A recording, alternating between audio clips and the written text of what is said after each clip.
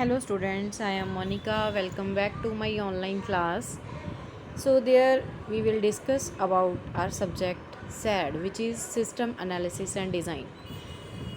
ਅਸੀਂ ਬੱਚੇ ਆਪਾਂ ਪਹਿਲਾਂ ਇਹਦੇ ਵਿੱਚ ਸਿਸਟਮ ਐਨਾਲਿਸਿਸ ਐਂਡ ਡਿਜ਼ਾਈਨ ਦੇ ਵਿੱਚ ਆਪਾਂ ਨੇ ਜੋ system analysis and system design ਦੀਆਂ ਡੈਫੀਨੇਸ਼ਨਸ ਬਾਰੇ ਪੜ੍ਹਿਆ ਸੀ ਕਿ ਸਿਸਟਮ ਐਨਾਲਿਸਿਸ ਕੀ ਹੁੰਦਾ ਹੈ, ਸਿਸਟਮ ਡਿਜ਼ਾਈਨਿੰਗ ਕੀ ਹੁੰਦੀ ਹੈ, ਅਤੇ ਆਪਾਂ ਇਹਦੇ ਐਲੀਮੈਂਟਸ ਪੜ੍ਹੇ ਸੀ ਕਿ ਐਲੀਮੈਂਟਸ ਕਿਹੜੇ ਕਿਹੜੇ ਹੁੰਦੇ ਹੈ। ਦੈਨ ਇਹਦੀਆਂ ਟਾਈਪਸ ਕੀਤੀਆਂ ਸੀ ਕਿ ਇਹਦੀ ਟਾਈਪਸ ਕਿੱਦਾਂ ਦੀਆਂ ਹੁੰਦੀਆਂ, ਕਿੰਨੇ ਤਰ੍ਹਾਂ ਦੇ ਸਿਸਟਮਸ ਹੁੰਦੇ ਆ। ਦੈਨ ਹੁਣ ਉਹ ਜੋ ਆਪਾਂ ਪੜ੍ਹਿਆ ਉਹਦੇ ਵਿੱਚ ਕਿ ਸਿਸਟਮ ਇੰਨੀ ਤਰ੍ਹਾਂ ਦੇ ਹੁੰਦੇ ਤਾਂ ਸਿਸਟਮ ਨੂੰ ਡਿਵੈਲਪ ਕਰਨ ਦੇ ਵਿੱਚ ਹੁਣ ਆਪਣੇ ਕੋਲ ਕਿਹੜੇ ਕਿਹੜੇ ਫੇਜ਼ਿਸ ਹੋਣੇ ਚਾਹੀਦੇ ਨੇ, ਕਿਹੜੇ ਕਿਹੜੇ ਪ੍ਰੋਸੈਸਿਸ ਨੇ ਜਿਨ੍ਹਾਂ ਦੇ ਥਰੂ ਆਪਾਂ ਸਿਸਟਮ ਨੂੰ ਡਿਵੈਲਪ ਕਰ ਸਕਦੇ ਹਾਂ। ਸਭ ਤੋਂ ਪਹਿਲਾਂ ਆਪਾਂ ਦੇਖਦੇ ਹਾਂ ਕਿ an effective system development life cycle should result in high quality system that meets customer expectations। Effective system development life cycle ਹੈ ਤਾਂ ਉਹਦੇ ਵਿੱਚ ਜਦੋਂ ਵੀ ਆਪਾਂ ਡਿਵੈਲਪ ਕਰੀਏ ਤਾਂ ਉਹਦਾ ਰਿਜ਼ਲਟ ਕੀ ਹੋਣਾ ਚਾਹੀਦਾ ਹੈ, ਕਿਉਂਕਿ ਉਹ ਹਾਈ ਕੁਆਲਿਟੀ ਦਾ ਸਿਸਟਮ ਹੋਣਾ ਚਾਹੀਦਾ ਹੈ ਜੋ ਕਿ ਕਸਟਮਰ ਦੀਆਂ ਐਕਸਪੈਕਟੇਸ਼ਨਸ ਨੇ, ਜੋ ਉਹ ਡਿਮਾਂਡ ਕਰ ਰਿਹਾ ਉਹ ਸਾਰੀਆਂ ਫੁੱਲਫਿਲ ਹੋਣੀਆਂ ਜ਼ਰੂਰੀ ਨੇ। ਓਬਵੀਅਸਲੀ ਕਿਉਂਕਿ ਜੋ ਕਸਟਮਰ ਡਿਮਾਂਡ ਕਰ ਰਿਹਾ ਹੈ ਕਿ ਮੇਰੇ ਕੋਲ ਜੋ ਸਿਸਟਮ ਮੈਨੇ ਯੂਜ਼ ਕਰਨਾ ਹੈ ਆਪਣੇ ਕਿਸੇ ਵੀ ਡਿਪਾਰਟਮੈਂਟ ਦੇ ਵਿੱਚ ਜਾਂ ਮੈਨੂੰ ਕਿਸੇ ਪਰਟੀਕੂਲਰ ਟਾਸਕ ਦੇ ਲਈ ਮੈਨੂੰ ਇਹ ਚੀਜ਼ ਚਾਹੀਦੀ ਹੈ ਤਾਂ ਮੇਰੀਆਂ ਉਹਦੇ ਵਿੱਚ ਇਹ ਫੀਚਰਸ ਅਤੇ ਫੈਸਿਲਿਟੀਜ਼ ਹੋਣੀਆਂ ਚਾਹੀਦੀਆਂ ਨੇ। ਦੈਨ ਉਹਦੇ ਅਕੋਰਡਿੰਗ ਉਹ ਸਿਸਟਮ ਤਦ ਹੀ ਵਧੀਆ ਹੈਗਾ, ਦੈਨ ਉਹ ਯੂਜ਼ ਕਰਨ ਦੇ ਵਿੱਚ ਵੀ ਤਾਂ ਹੀ ਉਹਨੂੰ ਬੈਨੀਫੀਸ਼ੀਅਲ ਹੋਊਗਾ। ਦੈਨ ਇਸ ਲਈ ਆਪਾਂ ਕੀ ਕੀਤਾ ਹੈ ਕਿ ਇਹ ਸਾਰੀਆਂ ਚੀਜ਼ਾਂ ਨੂੰ ਧਿਆਨ ਵਿੱਚ ਰੱਖਦੇ ਹੋਏ ਆਪਾਂ ਨੇ ਅਲੱਗ-ਅਲੱਗ ਪਾਰਟਸ ਇਹਦੇ ਵਿੱਚ ਡਿਵਾਈਡ ਕੀਤੇ ਕਿ ਜਿਨ੍ਹਾਂ ਦੇ ਥਰੂ ਆਪਾਂ ਪੜ੍ਹਾਂਗੇ ਕਿ ਇਹਦੇ ਕੀ ਪ੍ਰੋਸੈਸਿਸ ਨੇ। ਇੱਕ ਕੰਸੈਪਚੁਅਲ ਮਾਡਲ ਹੈ ਵਿਚ includes policies and procedures for developing or altering systems throughout their life cycles। ਇੱਕ ਕੰਸੈਪਚੁਅਲ ਮਾਡਲ ਹੈ ਜਿਹਦੇ ਵਿੱਚ ਪੋਲਿਸੀਜ਼ ਨੇ, ਕੁਝ ਪ੍ਰੋਸੀਜਰਸ ਨੇ ਕਿਸੇ ਵੀ ਸਿਸਟਮ ਨੂੰ ਡਿਵੈਲਪ ਕਰਨ ਲਈ, ਕਿਸੇ ਵੀ ਪ੍ਰੋਜੈਕਟ ਨੂੰ ਬਣਾਉਣ ਲਈ, ਕਿਸੇ ਵੀ ਸੋਫਟਵੇਅਰ ਨੂੰ ਡਿਵੈਲਪ ਕਰਨ ਲਈ।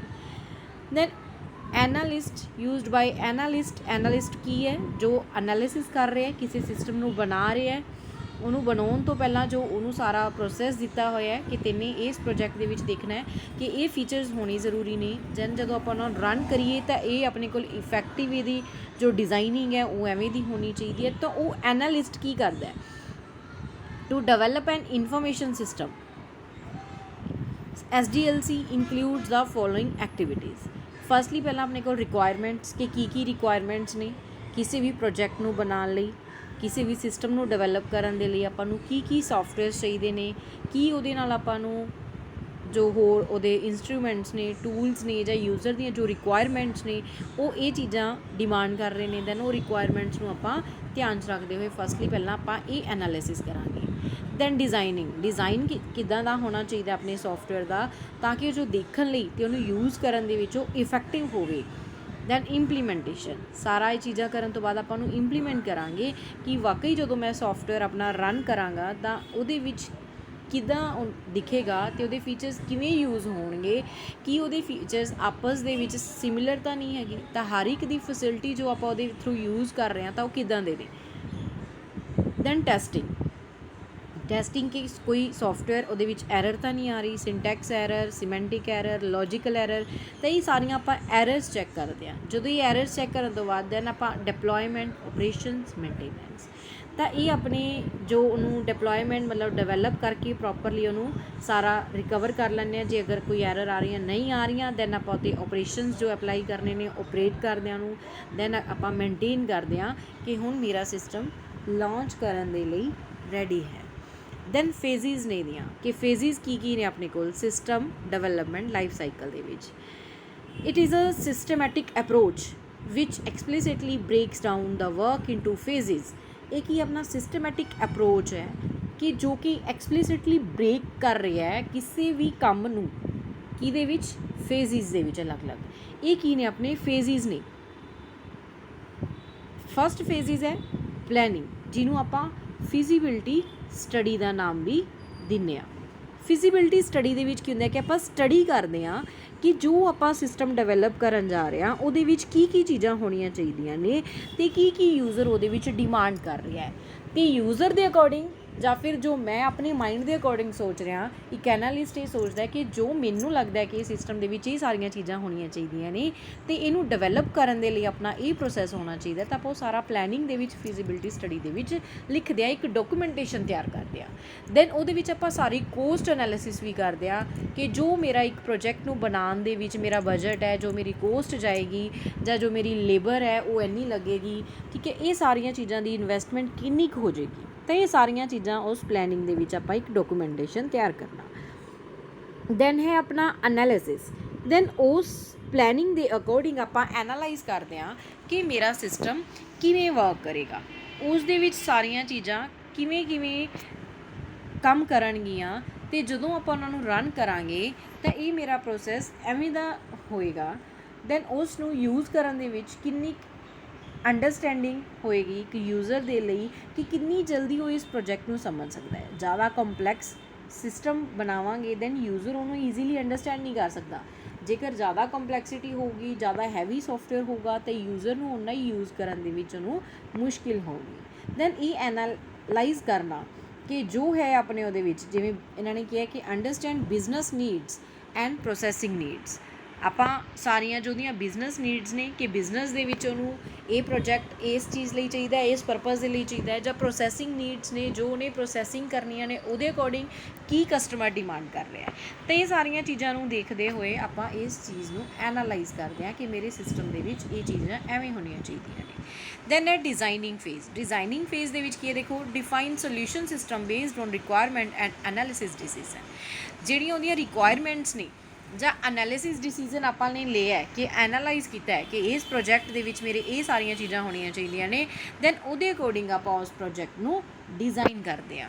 ਦੈਨ ਹੈ ਆਪਣੀ ਇੰਪਲੀਮੈਂਟੇਸ਼ਨ ਕਿ ਜੋ ਮੈਨੇ ਉਹਦੇ ਵਿੱਚ ਦੇਖ ਲਿਆ ਉਹਦੇ ਅਕੋਰਡਿੰਗ ਮੈਨੇ ਉਹਨੂੰ ਇੰਪਲੀਮੈਂਟ ਕੀਤਾ, ਜੋ ਮੈਨੇ ਉਸ ਦੇ ਵਿੱਚ ਐਨਾਲਾਈਜ਼ ਕੀਤਾ, ਜੋ ਮੈਨੇ ਪਲੈਨਿੰਗ ਕੀਤੀ ਜਾਂ ਮੈਨੇ ਜੋ ਡਿਜ਼ਾਈਨਿੰਗ ਕੀਤੀ, ਦੈਨ ਉਹਨੂੰ ਮੈਂ ਕੀ ਕੀਤਾ, ਇੰਪਲੀਮੈਂਟ ਕਰਕੇ ਦੇਖਿਆ। ਇੰਪਲੀਮੈਂਟ ਕਿੱਦਾਂ ਕੀਤਾ ਕਿ ਮੈਨੇ ਸਾਰੀ ਚੀਜ਼ ਨੂੰ ਇੱਕ ਕੰਸਟਰਕਟ ਕਰ ਲਿਆ, ਟੈਸਟਿੰਗ ਕੀਤੀ ਇਹਦੇ ਅੰਡਰ। ਇੰਪਲੀਮੈਂਟੇਸ਼ਨ 'ਚ ਸਾਰੇ ਪ੍ਰੋਸੈਸਿਸ ਆਉਂਦੇ ਆ ਕਿ ਮੈਨੇ ਕੰਸਟਰਕਸ਼ਨ ਕੀਤੀ, ਟੈਸਟਿੰਗ ਕੀਤੀ, ਯੂਜ਼ਰਸ ਨੂੰ ਟ੍ਰੇਨਡ ਕੀਤਾ, ਦੈਨ ਮੈਨੇ ਇੱਕ ਨਵਾਂ ਸਿਸਟਮ ਇੰਸਟਾਲਡ ਕਰ ਲਿਆ, ਦੈਨ ਉਸ ਚੀਜ਼ ਨੂੰ ਮੈਂ ਪ੍ਰੋਪਰਲੀ ਸਾਰਾ ਚੈੱਕਆਊਟ ਕੀਤਾ। ਦੈਨ ਹੈ ਮੇਨਟੇਨੈਂਸ। ਜੋ ਮੇਰੇ ਇਸ ਚੀਜ਼ ਦੇ ਰਿਗਾਰਡਿੰਗ ਕਰਨ ਤੋਂ ਬਾਅਦ ਜੋ ਉਹਦੇ ਵਿੱਚ ਲੌਜੀਕਲ ਸਿੰਟੈਕਸ ਐਰਰ ਜਾਂ ਜੋ ਵੀ ਮੇਰੀਆਂ ਉਸ ਚੀਜ਼ ਦੇ ਵਿੱਚ ਪ੍ਰੋਬਲਮਸ ਆ ਰਹੀਆਂ ਨੇ, ਦੈਨ ਉਹਨਾਂ ਨੂੰ ਮੇਨਟੇਨ ਕਰਨ ਲਈ, ਉਹਨਾਂ ਨੂੰ ਰਿਕਵਰ ਕਰਨ ਦੇ ਲਈ ਮੈਂ ਆਪਣੇ ਉਹਦੇ 'ਤੇ ਮੇਨਟੇਨੈਂਸ ਪ੍ਰੋਸੈਸ ਕਰਾਂਗੀ। ਕੀ ਇਹਦੇ ਵਿੱਚ keep system healthy and improve.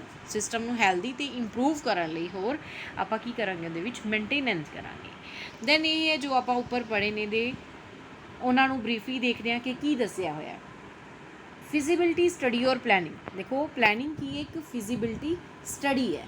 ਇਹਦੇ ਵਿੱਚ ਕੀ ਸਟੱਡੀ ਕਰਦੇ ਹਾਂ, ਇਹਦੇ ਵਿੱਚ ਉਹਨਾਂ ਨੇ ਪ੍ਰੋਬਲਮ ਨੂੰ ਡਿਫਾਈਨ ਕੀਤਾ and scope of existing system.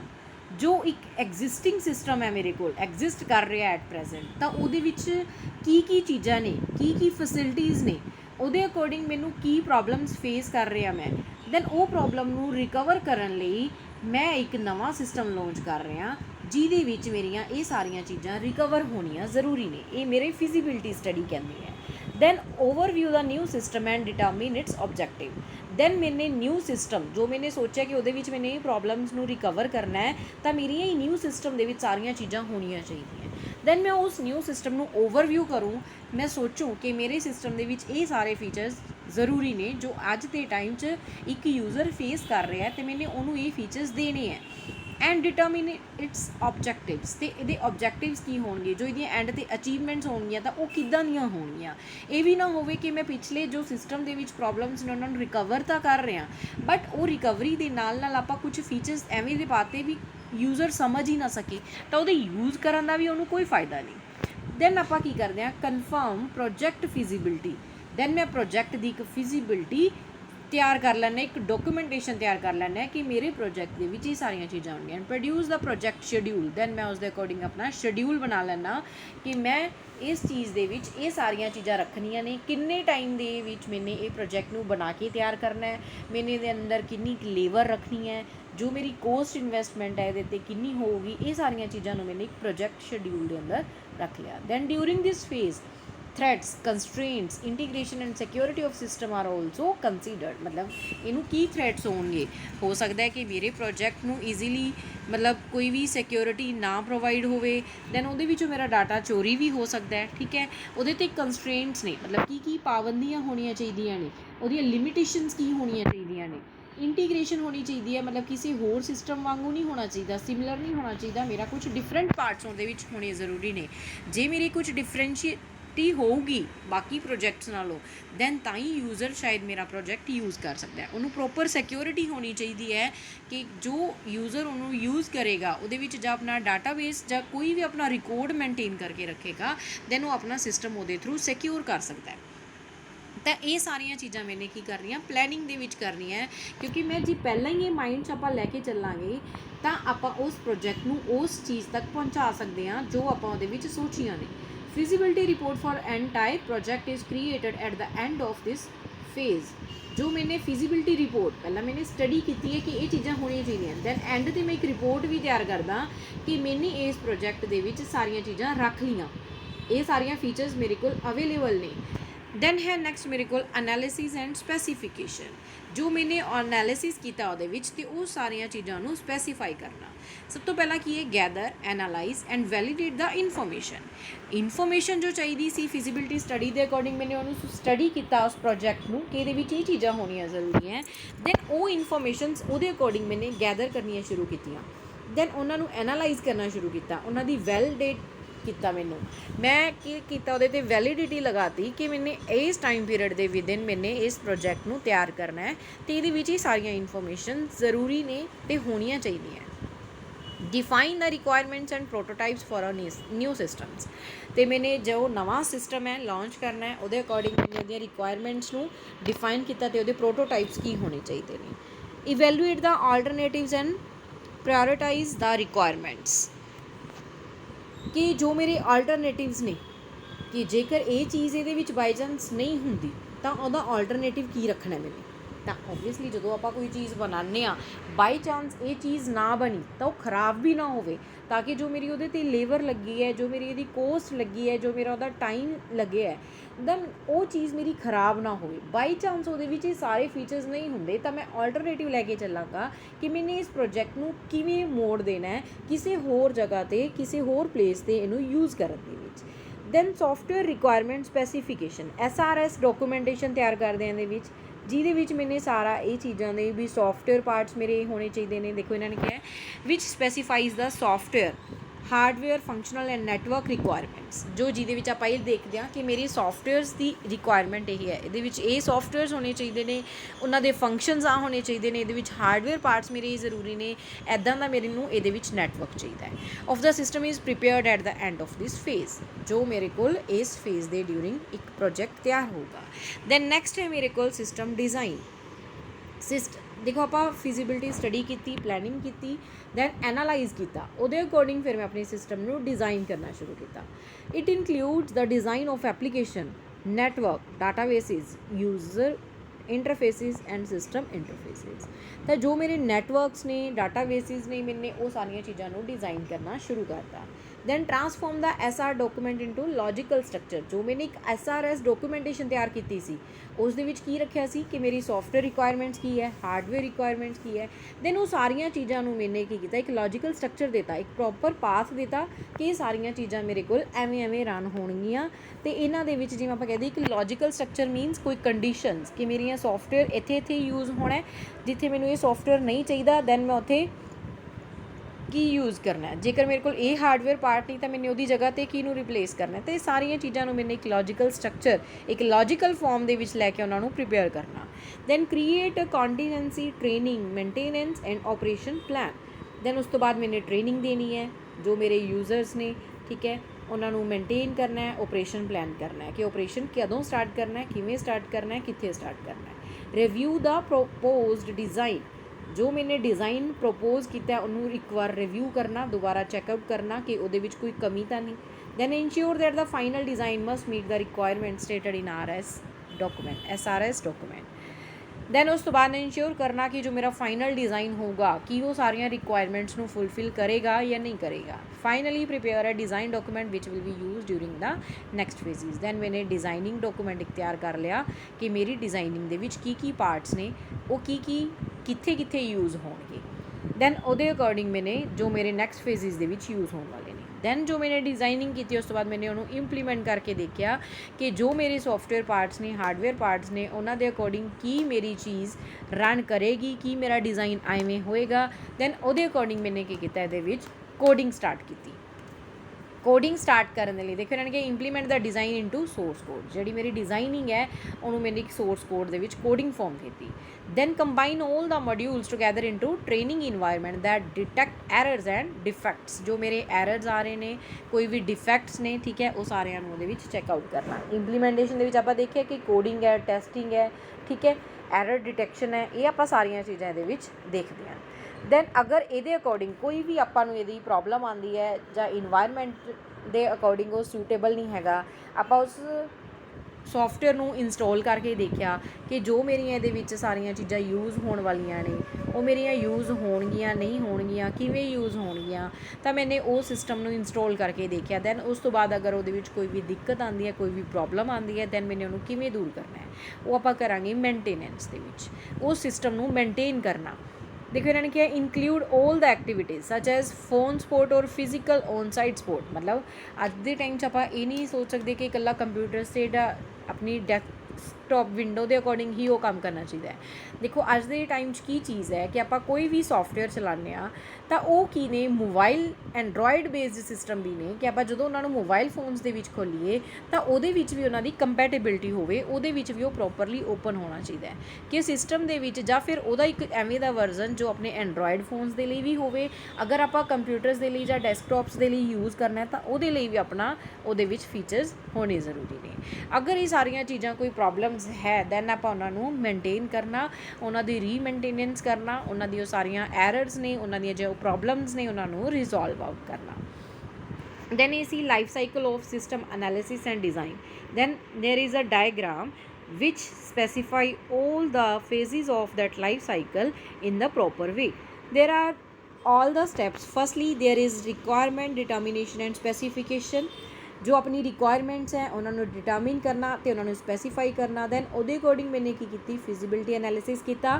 Then की है सिस्टम स्पैसीफिकेशन एनालिसिस है कि जो फिजिबिलिटी स्टडी तो बाद मैंने सिस्टम को स्पैसीफाई करना। दैन उहदे अकॉर्डिंग मैंने सिस्टम को डिज़ाइन करना। दैन है अपने को सिस्टम इंप्लीमेंटेशन। दैन ये अकॉर्डिंग अपना है system evaluation and maintenance. System को इवैल्यूएट करके देखना।